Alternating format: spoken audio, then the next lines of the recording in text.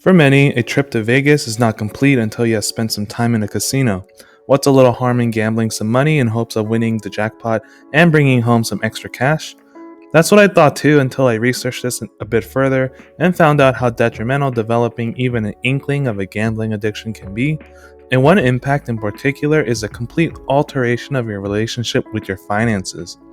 And when it comes to investing, I think I can understand why newer fintech brokerages like Robinhood have garnered much criticism and legal troubles, alleging that the app quote unquote gamifies investing.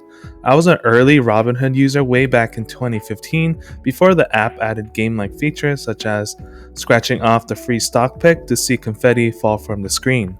6 years later, I'm no longer on Robinhood, and while I am encouraged that more and more people are getting into investing, I worry that their mindset is in the wrong place. Many younger investors are focused on instant gratification of short-term gains, especially after the ongoing meme stock trading frenzy. Take a look at these fine-looking individuals and see if you can notice anything they all share in common. And hint, they're not gambling addicts. Quite the contrary. For one, these individuals are self-made millionaires, but not in the way you might have expected. And believe it or not, these people have managed to accumulate millions of dollars with very ordinary blue-collar jobs. No healthcare professionals, lawyers, or even engineers for that matter.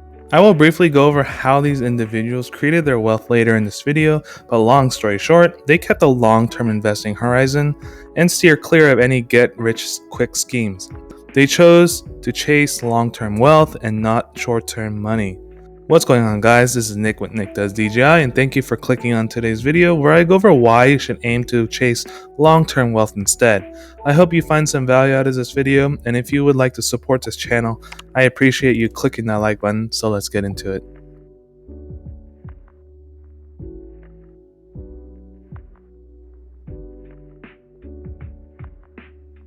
Let's face it, we live in a society of instant gratification where people are so consumed about the present day. With access to technology within our fingertips, it's so easy to forget about the long-term horizon.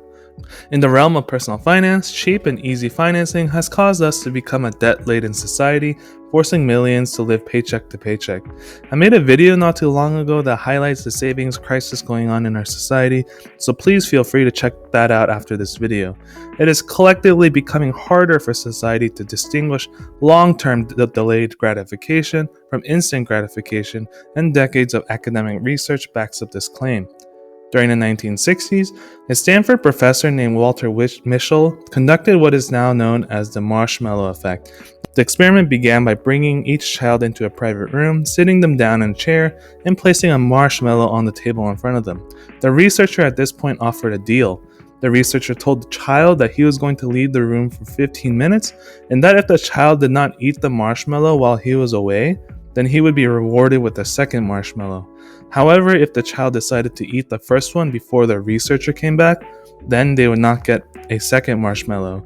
The experiment ultimately came down to this: one treat now or two treats later.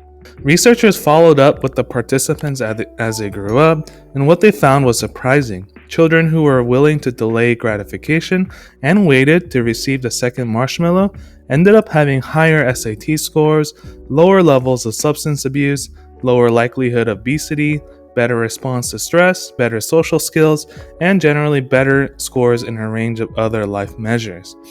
So why am I telling you about this study? Because we have evidence that seems to indicate that the ability to recognize and practice delayed gratification can be influential in building a retirement nest egg, just like the following individuals. Ronald Reed was a former gas station attendant and janitor who was known to be a private penny-pinching man with a knack for investing. He shocked his small Vermont hometown after his 2014 passing with a nest egg of well north of $8 million. He left most of the money to the local library and hospital. Sylvia Bloom was a legal secretary in Brooklyn who worked at the same firm for nearly 70 years. She amassed a fortune of more than $9 million when she passed in 2016, donating her money to a local social services group and college. Robert Morin was a graduate and then librarian at the University of New Hampshire for nearly 50 years and lived a frugal lifestyle, meticulously tucking away nearly all of his earnings in checking and retirement accounts. Upon his passing in 2015, he gifted his entire $4 million estate to his alma mater. And Doris Schwartz was a flight attendant who gifted her $3.4 million to a local community foundation upon her 2013 passing. If you feel inspired after hearing about these 4 average Joe multimillionaires, you too can follow in their footsteps in creating financial wealth. There are multiple ways to invest for your future, and you'll be 100% okay investing in a broad market index fund and following the safe withdrawal rate strategy. But for the purposes of this channel and the specific investing strategy that I employ, what you can take home from this video is to connect the dots between delayed gratification and passive dividend income from dividend growth stocks. It all comes down to your mindset and consistency. And this consistency requires years and years of compound interest to take effect. For instance, let's take a look at Warren Buffett's net worth by age. One of the most well-known and influential conservative investor today, it took decades for the legendary investor's net worth to see the snowball effect. By billionaire and Silicon Valley standards, Buffett didn't become a billionaire until the quote-unquote late age of 56 years old. Now at 90 years old, his net worth is more than $109 billion in 2021.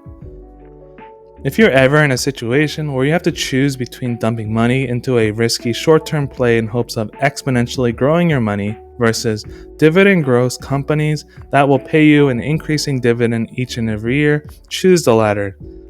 Only through delayed gratification will you be able to build up discipline to actively plan for your long-term financial future. Imagine that each dollar you invest today will be dozens of dollars in annual passive dividend income in retirement. The choice is yours. Please note that this video is not intended as financial advice, nor am I a financial advisor. Past performance is no guarantee of future results, and please take the information with a grain of salt. Please do your own research and due diligence when deciding to invest in investable securities. If you found this video helpful, please consider clicking the like button and subscribing to my channel. Hit the bell notification to receive an alert on all the latest videos. The YouTube algorithm likes these sorts of engagements and helps my channel gets noticed. Until next time, take care.